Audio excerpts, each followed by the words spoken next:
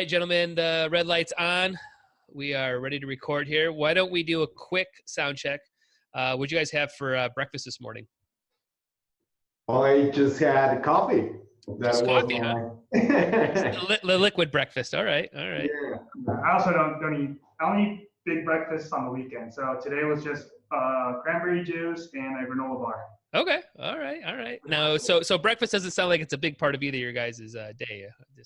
Not on the weekdays. Yes, on the weekends. On the weekends, Okay. it's eggs, sausage, bacon, pancakes, waffles.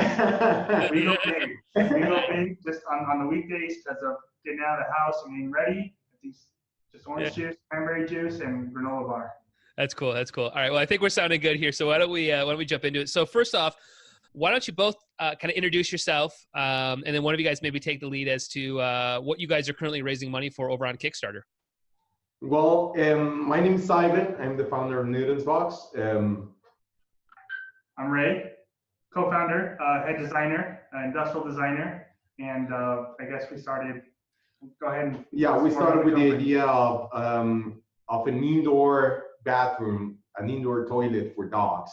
At the moment, I had 3 dogs, and I walked them twice a day, every day, no matter what. So there were a lot of situations where it's very rainy, you cannot go out, and for example, myself, I have a golden retriever that it just soaks water and loves water. Whenever he goes out and it's raining, it's crazy. So I have a mess in my home. I have it's just crazy. So if it rains, I have to take her outside, and I couldn't at the moment. So that's where the idea came out. And we're currently raising money from Kickstarter because we want to start producing our units. We have several testing units. We have made several iterations. The product has evolved during this couple of years from one individual single station with limited functionality to something that it's more technological. Ray has had a lot of enhancements into the station. Yeah, you maybe later when you on our webpage or INUBOX.net, we have a couple images where it shows like the previous prototypes, and then right now it's all nice and clean, but it used to look kind of like furniture, and now it looks like a dog station. Right. Well, the best we can for the people who are just listening, walk us through, describe it, so maybe somebody might not have a picture in their mind of what this unit looks like. Talk us through what does it do, what's the functionality, how does it work, how would a dog use it, that sort of stuff. Okay, so for the people who are watching, I have a small pamphlet here. I'll show it on the screen. There we go. That's how it looks. But for the people who are listening, it's picture. Let's start off with like a rectangular box. Okay. It's our one of our main features, but we always say it's a toilet that doesn't look like a toilet. So we don't say furniture, we say it's a tech station. And on that station right now, we're producing it in matte white and black. It has a polygon finish to it with wooden side panels. So it integrates with the decor in your house. Like I said, it's a toilet, it doesn't look like a toilet. So when it's closed, it's kind of just there. It looks nice. That was one of our main goals, besides it working. And when you go out to, work or family and friends, you activate it, and it's kind of like a drawbridge. The whole front door opens down to like a 90-degree angle, and that's where the platform is at. It has a hydrophobic material. That way, the dog waste, either solid or liquid, doesn't stick to the material. And then we have a couple of sensors. Not a couple, different types of sensors, heat or thermal, weight, and ultrasound. And this way detects when the dog did like a number 1 or a number 2, plus some like safety checks with algorithms if there's heat and then there's weight. In case a dog puts a toy or a blanket on top of the product, it knows it's kind of smart, and it knows if it's either 1 or a 2. And then it closes up again, and the whole cleaning process starts internally. That should take. We're still working on the best timing, but it should be a couple of minutes for the dog waste to go down. It goes back into like similar to like a sandbox or a kitty litter. It's like the same but different. And then we have a claw in the back, scoops it up, brings it to like the highest point of the box, and then it slides down a ramp with the same hydrophobic material, and it slides down into an eco-friendly bag, which is then sealed. Well, it's closed, and then once it knows like the bag is full, it seals it for you with like an electric resistance, seals it for you. So then, depending on how many times your dog goes to the bathroom and how many dogs you have, it could be at the end of the day or 2 or 3 days later or at the end of the week. We'll let you know. So you pull out the bag, it's completely sealed. You throw that away, and then you pull out the next section of the bag, and you're good to go. The INUBOX, you could either program it to your schedule. Say you know you're out the door at 8:30 and you're back at 7. So it'll go down at 8:30 and it'll come back up at 7. And during the time, it'll do the cycles as many times as it has to go. We have a touchscreen display, so you could either manually operate it or you can link it to an application that we have. And almost forgot. As well as when it closes, we have a treat dispenser. So it shoots at a dog treat. So every time your dog does it correctly, he gets a treat, and that way we have positive reinforcement. And as a way to sealing the odors, we have a small fragrance dispenser. So a fan turns on, shoots out a small fragrance, and that way you come home to like a clean, almost odorless environment. Home. We wanted to make it as easy as possible for both of them, the dog and the owner, right? So the dog gets a treat every time it uses it, and it will not be able for him or her to use it during the cleaning period, but it's gonna be a couple minutes, no more than that. So if you have, let's say, 2 dogs, one can go, and then the other one, it just has a 2-minute time frame where it's gotta be unavailable. And for the owner, it has the hydrophobic material that Ray was talking about, so nothing sticks to the surface. So you don't have to be struggling cleaning all the time, the station, right? And at the end of the day, you just click a button, and it will cut and seal and cut the bag for you. Just dispose it, and that's it. Wow, so, that's awesome. So, I mean, you mentioned a little bit as to where the idea sort of started, but what was the first sort of steps out of the gate to start putting this idea into something that's real? It seems like it could be like something that's kind of joked about at a party, like, oh, we could make a dog toilet, and then, I mean, it just feels like it could be that. But how do you guys start to take those first steps as to being like, this is actually a real thing? This is how we could automate it. This is how we could make this thing. What did that look like? I don't know if you're psychic, but it did start at a party. Okay, yeah. Well, it seems like it could be like that. A bunch of dudes hanging out. It was like a one-liner. Let's do a dog bathroom. And then a couple weeks later, everything else started. Yeah, it started as a furniture-like station. We wanted to integrate this INUBOX into the everyday environment, so you can have it in your living room. But we realized it was not complete.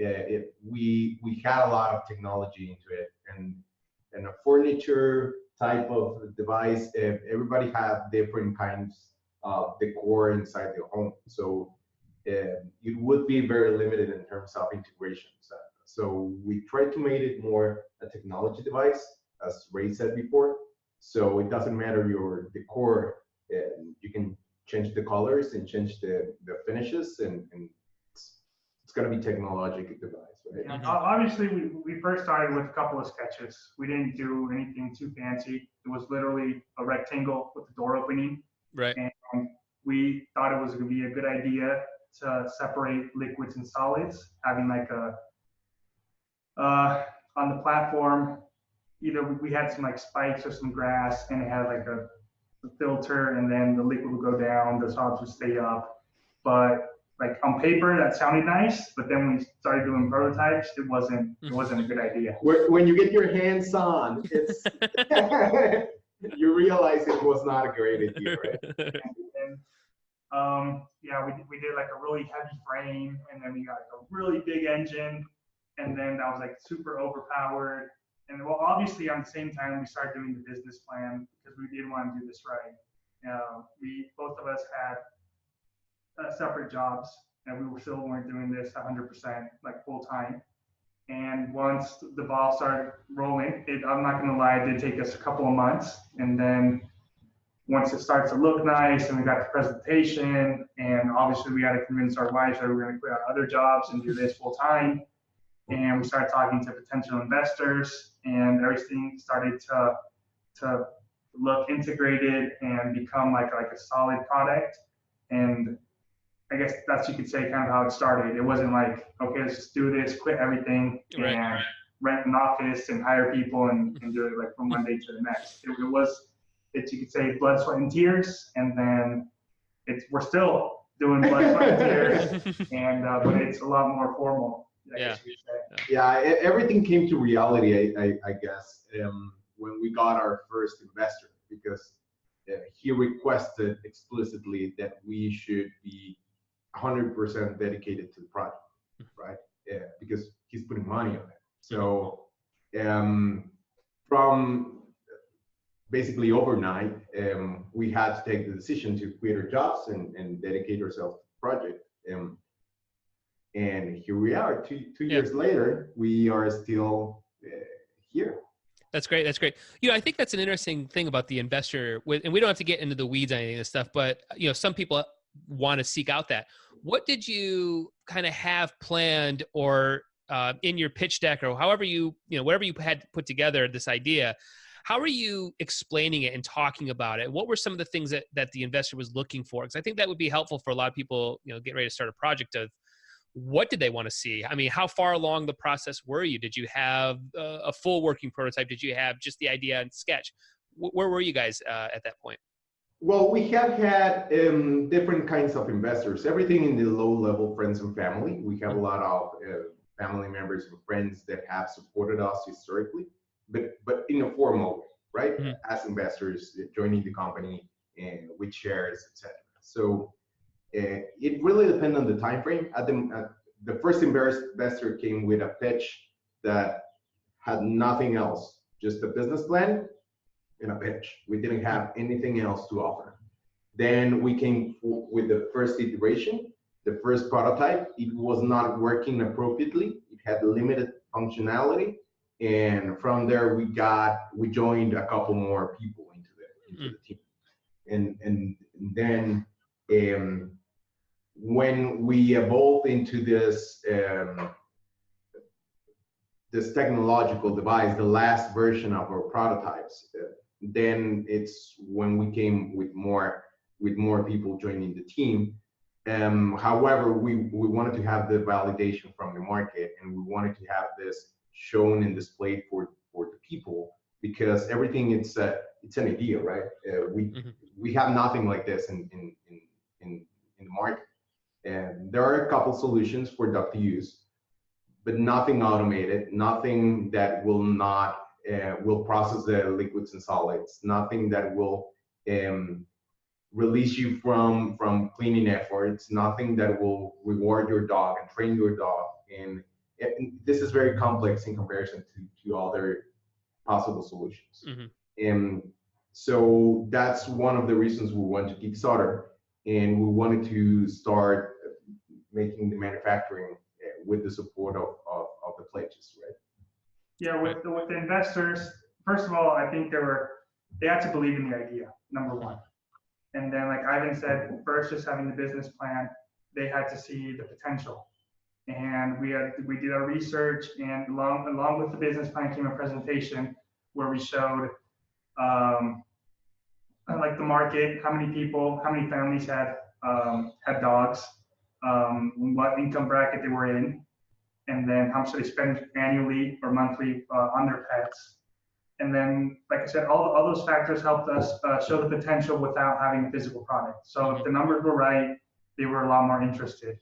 And then just with that, plus the idea, and then like Ivan said, slowly generating the prototype. And then obviously we had a 3D modeling and renders, and so they could kind of see where it was going, but still not having a physical product. And then we kept them up to date. We gave monthly reports, and then everything has been, even though it's been at the beginning, not right now. At the beginnings, it was kind of like friends and family, but we kept it very formal. We did a contract, how much they were investing, how much shares, how many how much shares they were getting. for their money's worth. And yeah, so I guess would be business plan, presentation, making sure they were in love with the idea, seeing the potential in the product and in the market, and keeping everything very formal. I guess Sure. those would be kind of like the 5 points. Yeah, transparency, right? For example, we send every single month, we send the bank statements to the shareholders, so they know what where we're spending the money and Right. how much. Yeah, like they know we spend, I'm not gonna say an amount, but we get a couple of Funko Pop dolls every month. They can see it on the big statement, and when they come to the office, they know it's a fun place. Spending like ridiculous money on stupid stuff. Just right. That's great.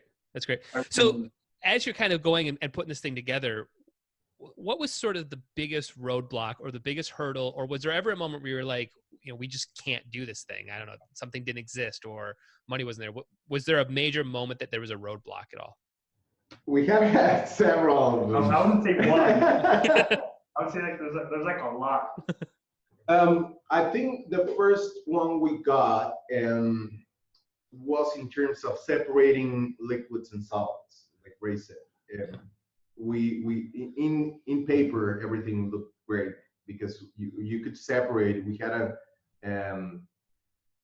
let's say a bottom or a platform that was divided, right? So the whole liquid was carried through a pump, liquid pump, and then pumped out to a bottle. It was not the best of the ideas we had. And the solids, we had this, how would you call it? This little columns in this carpet kind of pad, and it was very, very bad to clean. So that was our first roadblock, and we said, well, how do we change this so it's not messy? Because a lot of people tell us, why don't you put grass on it? Because it's going to be very difficult to clean. Right. Grass keeps a lot of odor, a lot of bacteria, a lot of waste, liquid or solid. I don't know if you have any dogs, but I have used all the other alternatives, and they're all messy to clean. So we decided not to go that way and use instead a clean, smooth platform. And again, a lot of comments we got for, dogs are not going to be appealed or attracted to use the station because it's just a flat surface. And we discovered that they do. If you make your proper training and you put them there and you reward the action, they will continue using the station. If they don't have grass, they're just gonna pure poo anyway, right?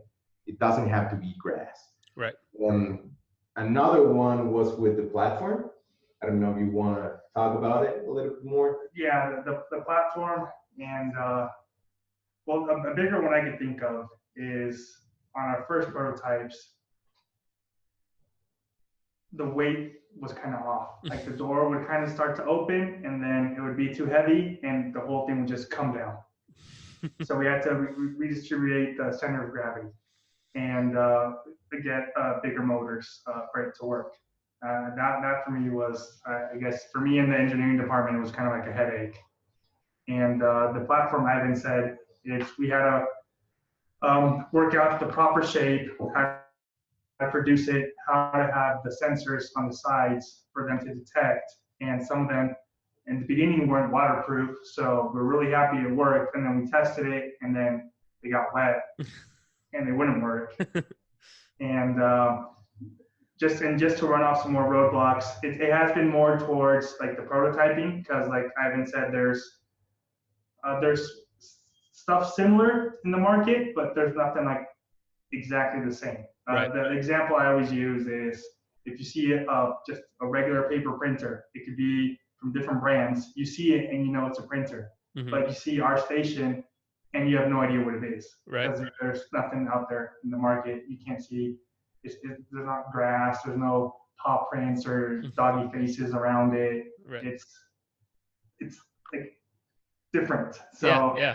You know what? That's a good point. That's been a roadblock as well, because I'm trying to explain to people what it is and how it works. Because, like I just said, there's nothing else there in the market. Mm-hmm. So that's kind of been difficult on our end on marketing and PR to explain what it is, because you can't use something like super similar. It's like, oh, it's just like we're Pepsi. We're just like Coke, but we're different. We can't use that. Right. As an example. Imagine we have 10 individual devices inside. So if you separate our station through functionality, you can individually identify 10 different functions and 10 different actions performed by the station, right? From activating the fragrance device, to releasing the treat, to sealing it back, to removing everything, scraping everything from the surface, moving up and down the station, detecting the dog, etc. Knowing that it's not a toy or that something is blocking the station. So everything had to be tested individually.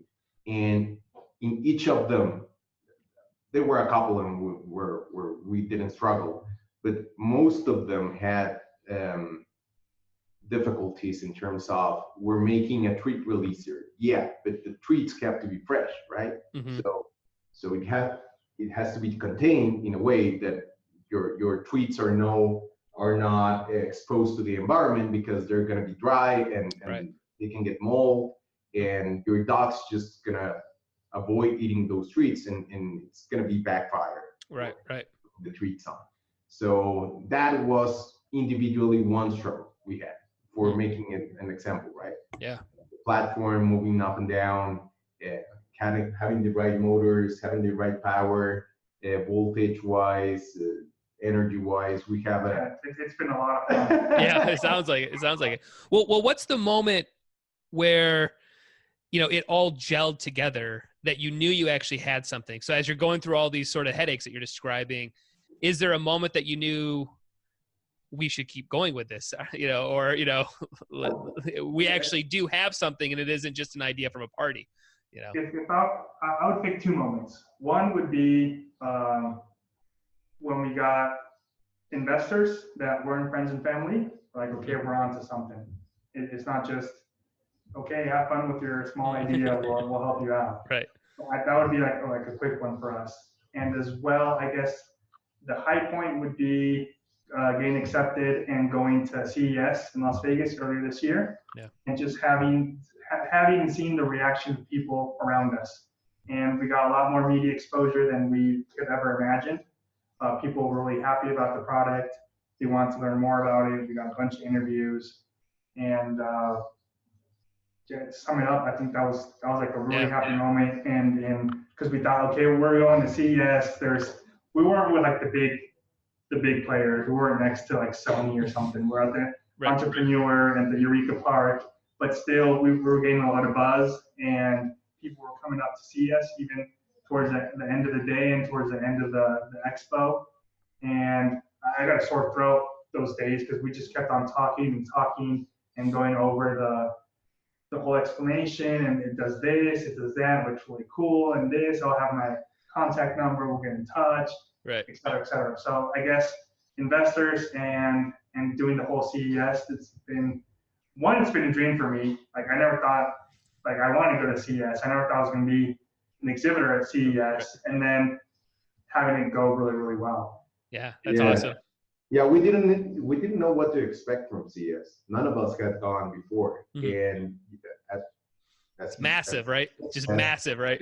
It's massive. Yeah. You have all the big players are there. Well, most of them, but you have these huge companies right across the street, and everything in Vegas is focused on CES. So you have a lot of advertising from Google, from other exhibitors. Samsung, they're massive, right? Mm-hmm. So we got this. We got a couple of our working prototypes, and we didn't know what to expect.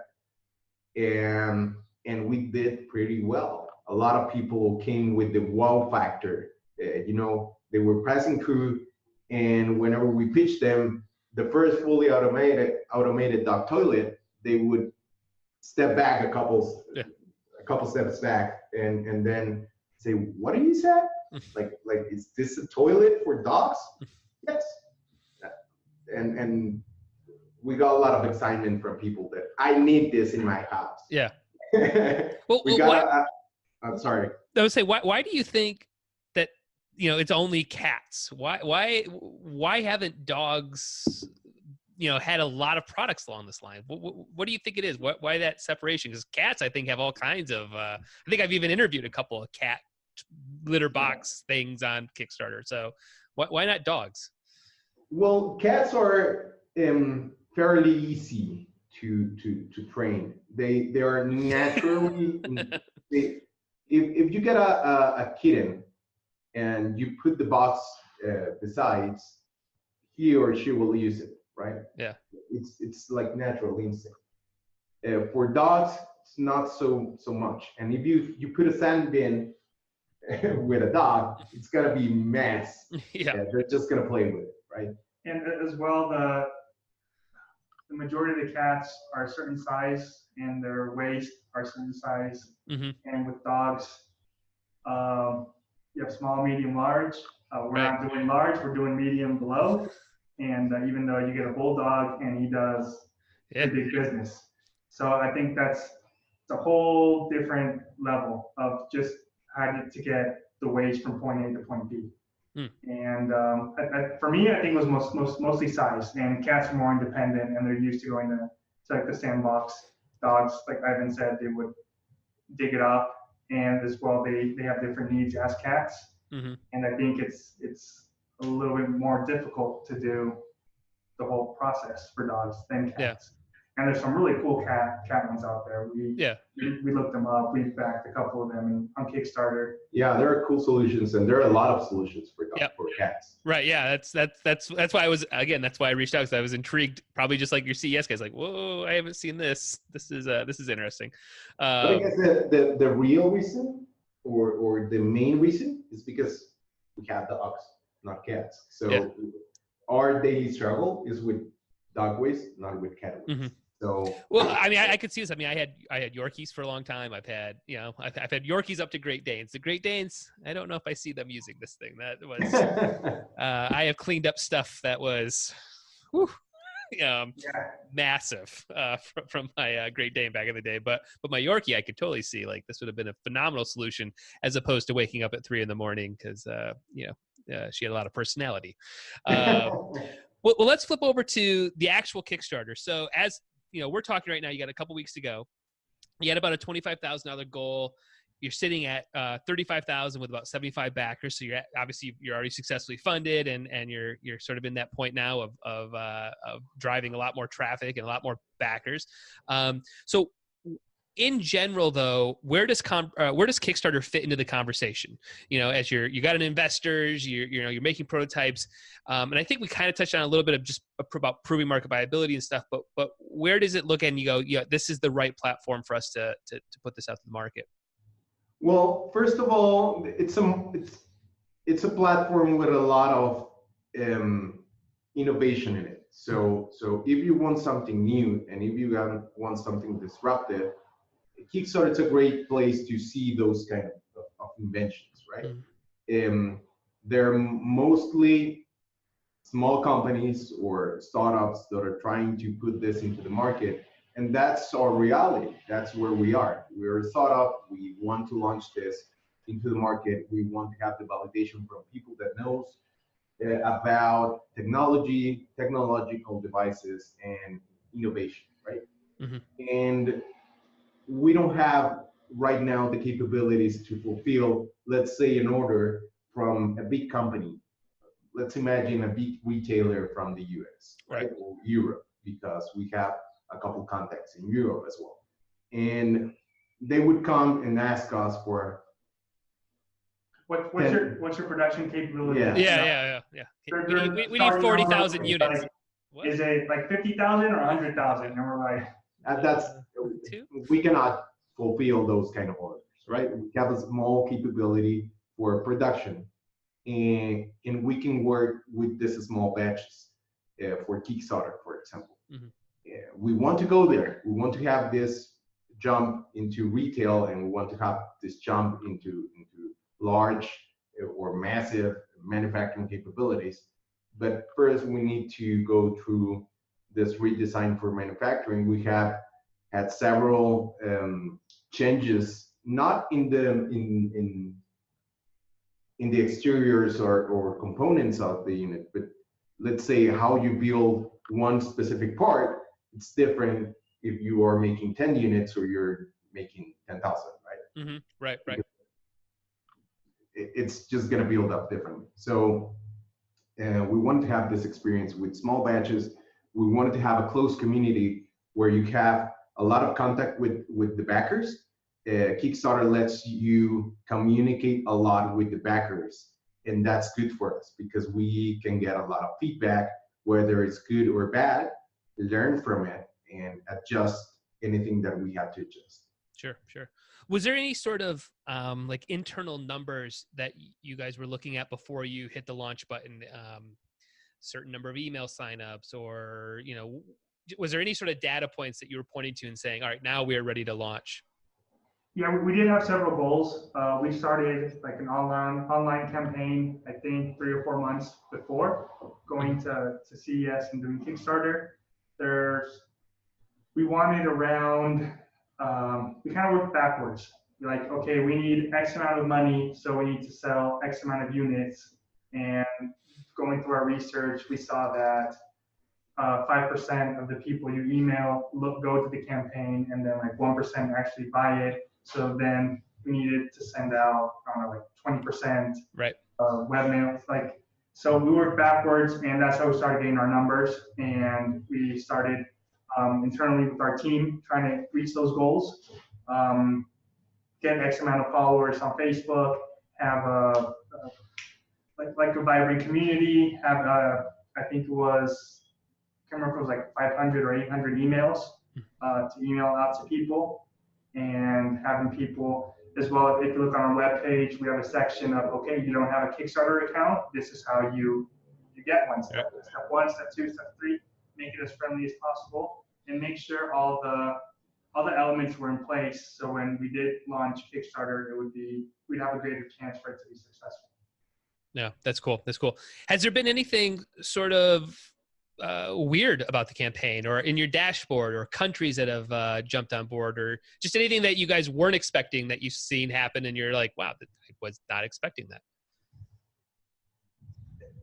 Well, we got a couple backers from,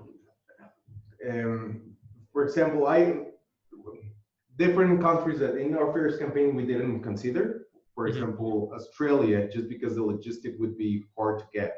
Right. And specifically sending 1 unit or 2 would be difficult to send something to Australia.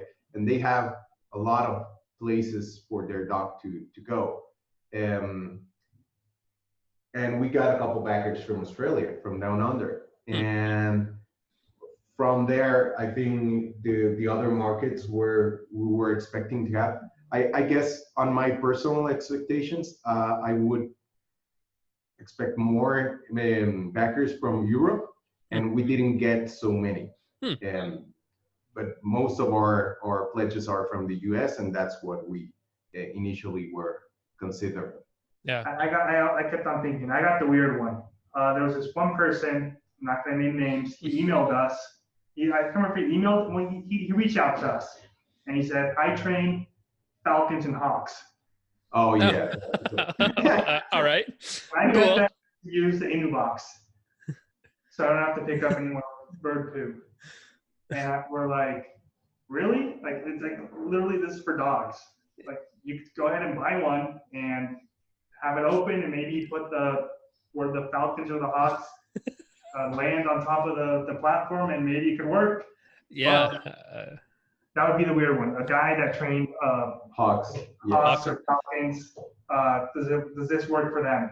So you didn't R&D that? You didn't get a bunch of hawks and falcons and the current do R&D on it? An algorithm, and well, the station detects anything that it's a living form and goes into the platform, and it crosses a lot of data between weight and radiation and movement. So if you have a falcon that poos on the station, it will never detect something getting on the station, right? And the weight's gonna be minimal. So we could modify the algorithm. That's tough.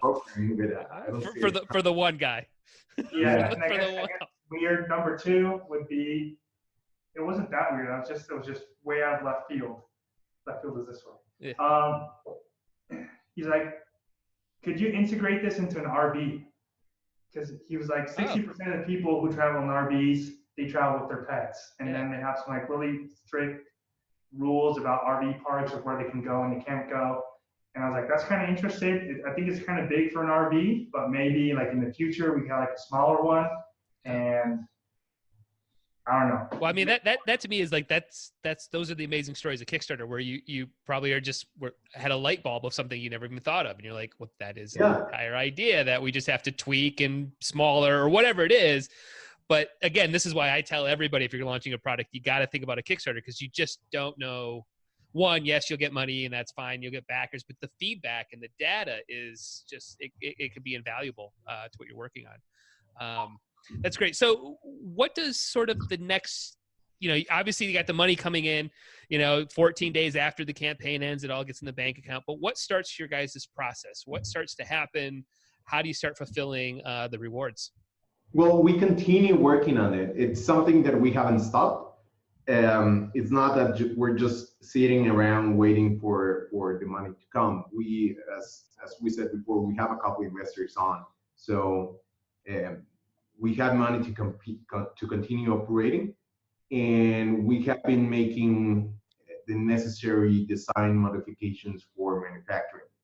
So by mid-year, we're trying to have that redesign complete, in terms of everything is ready for just start sending to our vendors and manufacturers, so they can start working on the different pieces. And since we're talking about small batches, we don't think we're gonna take that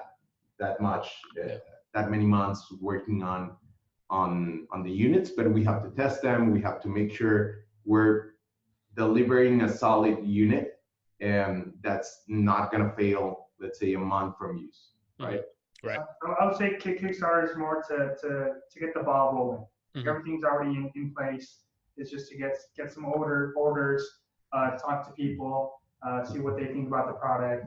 And like Ivan said, we're currently just, I guess you could say, dotting the I's and crossing the T's on our prototype. And that way we just have to run a couple more tests, switch everything to like manufacturing mode, and then get it done, start sending out the orders and get the whole packaging and everything ready to go. That way, hopefully we'll be ready before the date we set, but we just set that date so we have enough cushion just in case it doesn't work out. Of course.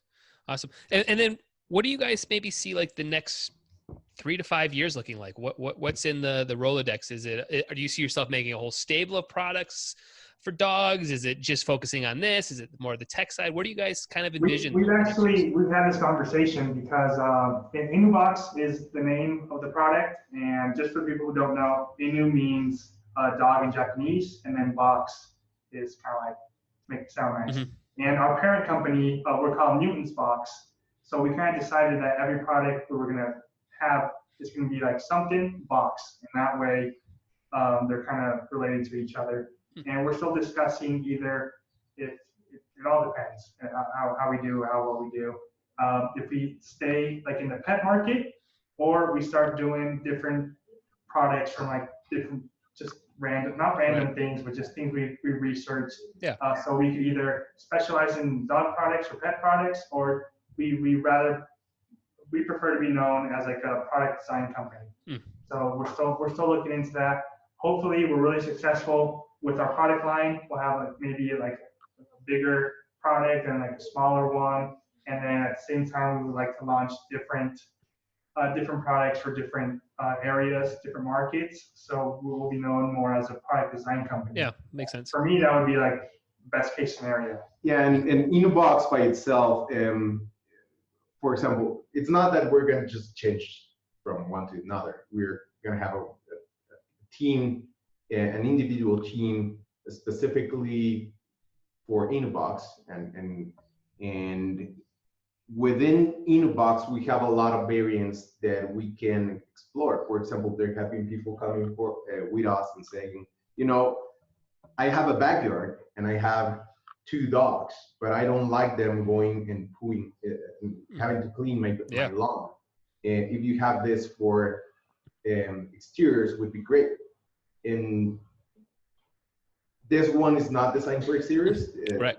To handle the inclemencies of the environment, but we can make one, right? Right. And the smaller version for smaller dogs, there have been people saying, well, I have a Chihuahua in Japan, and size it's a factor, right? Right. Yeah. So if you have something smaller for just the small dogs, that would be ideal for us. Mm-hmm. Yeah.